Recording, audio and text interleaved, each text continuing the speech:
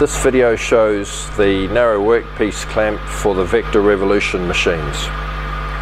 With its 20mm wide foot, when used in conjunction with the floating vertical tracer trimmer shoes, it's possible to process a workpiece that is 50mm wide.